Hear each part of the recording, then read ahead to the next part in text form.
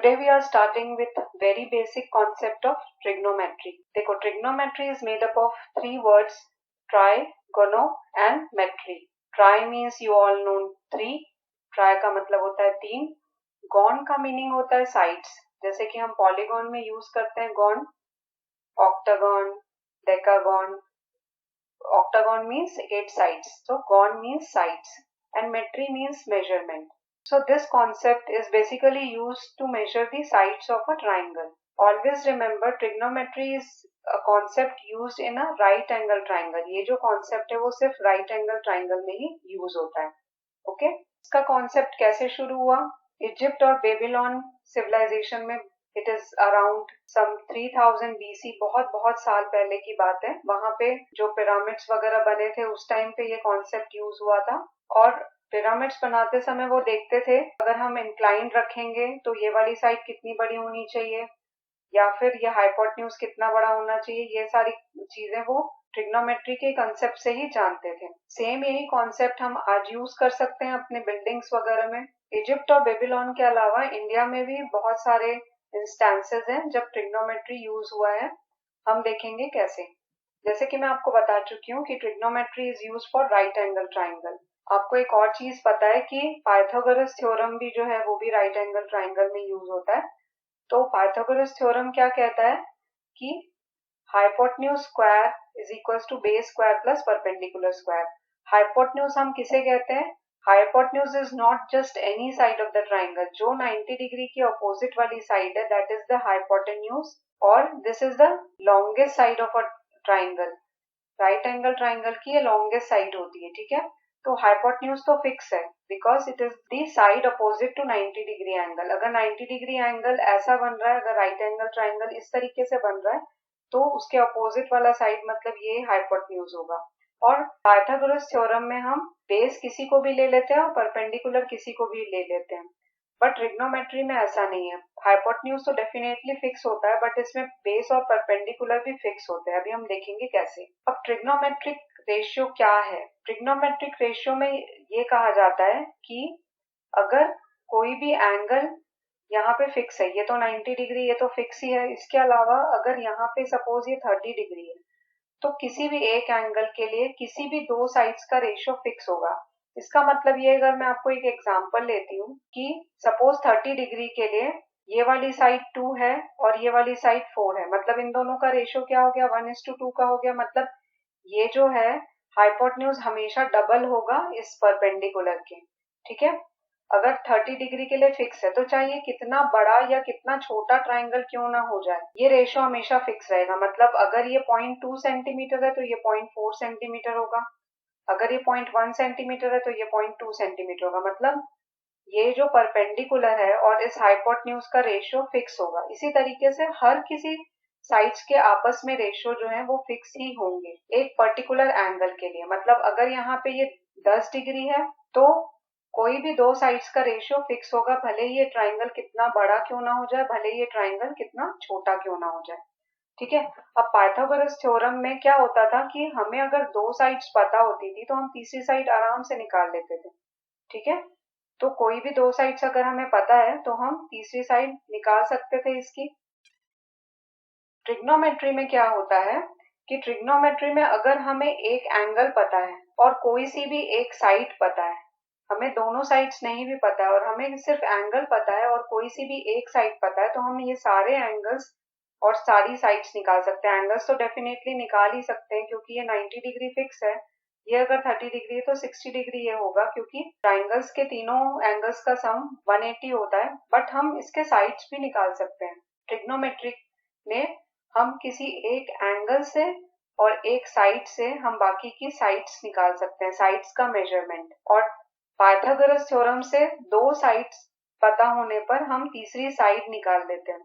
But यहाँ पे दूसरी साइड भी पता होने की जरूरत नहीं, हमें सिर्फ एक एंगल पता होगा तो हम तीसरी साइड निकाल लेते हैं. अब हम देखते हैं इसका प्रैक्टिकल एप्लीकेशन क्या होता है. देखो सपोज हमें कुतुब मीनार की हाइट फाइंड आउट करनी है.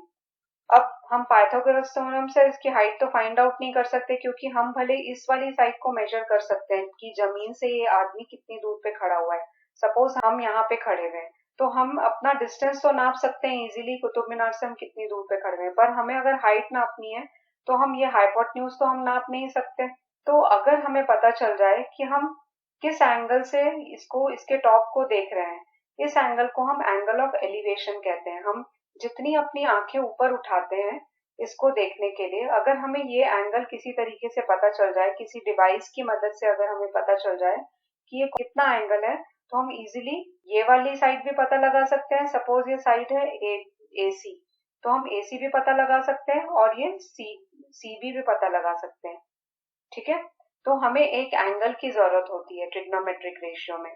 अब हमको इसमें कुछ चीजें समझने की जरूरत ये है कि हाइपोटेन्यूज तो हमने देख ही लिया है कि 90 डिग्री के अपोजिट वाले साइड को हम कहते हैं। अब बात रही बेस की और परपेंडिकुलर की। तो अगर मैं इस एंगल को कंसिडर कर रही हूँ तो मेरे लिए परपेंडिकुलर हमेशा अपोजिट वाली साइड होगी। इस एंगल के अपोजिट वाली side will always be perpendicular और इसके एडजेसेंट वाली साइड जो होगी that will always be base. तो जो एंगल हम कंसिडर करते हैं उस एंगल को हम थीटा से डिनोट करते हैं। ये सारे सिर्फ एक सिंबल्स हैं, हमें इन टर्म से डरना नहीं चाहिए कभी भी। Theta is just any angle, it can be 10 degree, it can be 20 degree, 30 degree, theta can be any degree.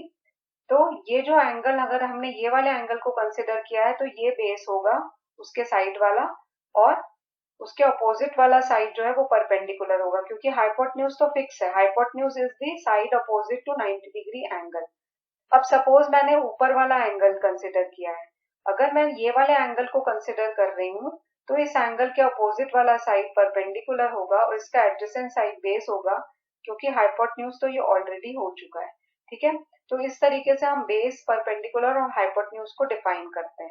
अब मैंने आपको एक बात बताई थी कि अगर ये एंगल सेम है, अगर ये एंगल फिक्स है, तो किसी भी दो साइड का रेशियो, ये परपेंडिकुलर हो गया, ये बेस हो गया और ये हाइपोटेन्यूज हो गया, तो किसी भी साइड का रेशियो फिक्स होगा, भले ही ये ट्राइंगल कितना ही बड़ा क्यों ना होता जाए। पर अगर ये एंगल फिक्स है तो परपेंडिकुलर और हाइपोटेन्यूज का, या फिर बेस और हाइपोटेन्यूज का, या परपेंडिकुलर और बेस का, किसी भी चीज का रेशियो जो है वो फिक्स होगा।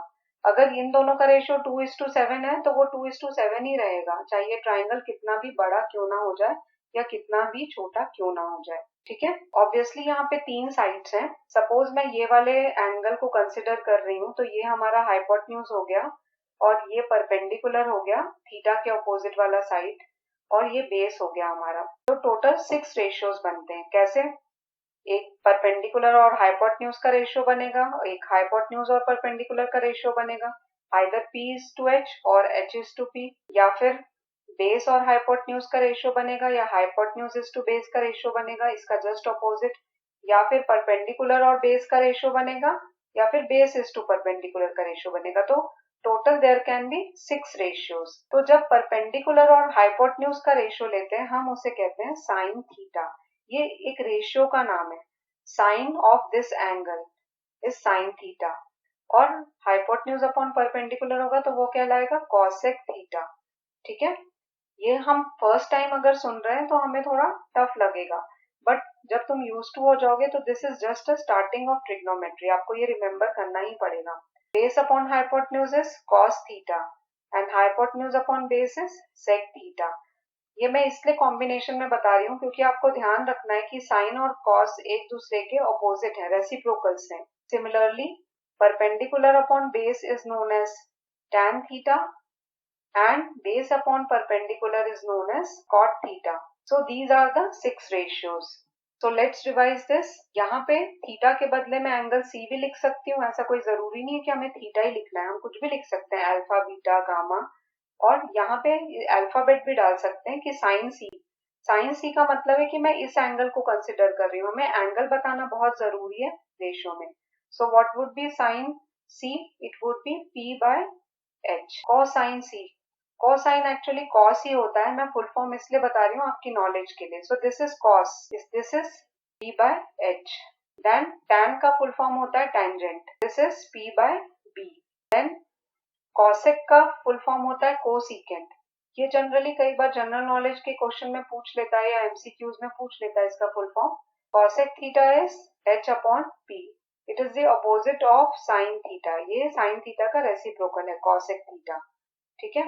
Then is sec theta, sec theta is और sec C is opposite of cos and it is h upon b। Then is the cot, cot का फुल फॉर्म होता है कोटेंजेंट और ये tan का रेसिप्रोकल होता है, देयरफॉर इसका रेशियो जो है वो है b/p का रेसिप्रोकल, ठीक है।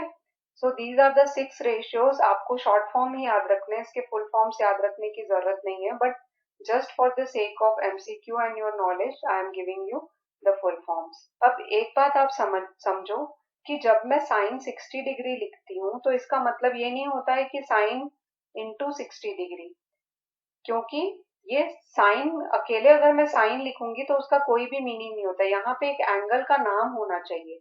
तो sine A, sine B, sine theta is a complete term in itself, ये पूरा अपने आप में कंप्लीट टर्म है। This is not the multiplication of sine and B और साइन एंड ए। तो आपको ये ध्यान रखना है कि अकेले साइन का कोई भी मीनिंग नहीं है, हमें बताना पड़ेगा कि एंगल हमने कौन सा लिया है, क्योंकि उसी के हिसाब से परपेंडिकुलर और बेस डिसाइड होता है, ठीक है। अब एक और आइडेंटिटी है जो आपको लर्न करनी है, that is tan theta is equals to sine theta upon cos theta. ऐसा क्यों है आप खुद देख लो। मैंने बताया कि tan थीटा जो है वो p अपॉन b है, ठीक है। साइन थीटा जो है वो है p अपॉन h और कॉस थीटा जो है वो है b अपॉन h। तो अगर मैं sign theta upon cos theta करूंगी जैसे कि यहाँ पे दिया हुआ है, तो मुझे देखना है कि वो tan थीटा आता है कि नहीं। तो sign theta upon cos theta will be p upon h divided by b upon h। जब इस टर्म को मैं ऊपर लेके जाऊंगी तो ये उल्टा हो जाता है टर्म। आई होप कि आपको पता होगा टेक्निक। और फिर ये हाइपोटेन्यूज कैंसिल हो गया and this is p upon b, so this comes out to be tan theta. इसलिए आपको ये चीज लर्न करनी है, tan theta is equal to sine theta upon cos theta. अगर हम 10th क्लास के लिए वीडियो देख रहे हैं तो इतना सफिशिएंट है फर्स्ट एक्सरसाइज सॉल्व करने के लिए। तो what we have studied till now, तो आप इसको ऐसा भी लर्न कर सकते हो कि sine theta is equal to 1 upon cosec theta या फिर cosec theta is 1 upon sine theta, ठीक है। ये दोनों ही एक दूसरे के रेसिप्रोकल में लिखे जा सकते हैं। अगर मेरे को कॉसेक थीटा को नीचे लेके जाना है तो मैं उसको साइन थीटा के फॉर्म में लेके जाऊंगी। तो जब हम इसका न्यूमरेटर और डिनोमिनेटर चेंज करते हैं तो साइन और कॉस चेंज हो जाता है। सिमिलरली कॉस थीटा का अपोजिट होता है sec theta and that is h upon b। इसके लिए एक शॉर्टकट है जो बहुत पॉपुलर है स्कूल्स में, हालांकि मुझे वो पसंद नहीं है, उससे इजी ऐसे ही लर्न कर लो तो ज्यादा इजी होता है, but students enjoy this. Pandit Badri Prasad हर हर बोले, तो आपको ऐसा लिखना है पंडित बद्री प्रसाद हर हर बोले। तो ये आपका साइन कॉस और tan का रेशियो बन जाता है, फिर आप बाकी उसके रेसिप्रोकल से बना सकते हो।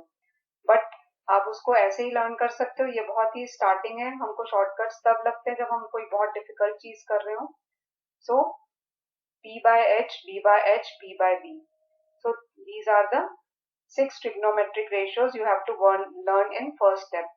अब हम जो इसके बारे में और आगे की चीजें हैं वो हम नेक्स्ट वीडियो में देखेंगे। I hope you enjoyed this session. Bye.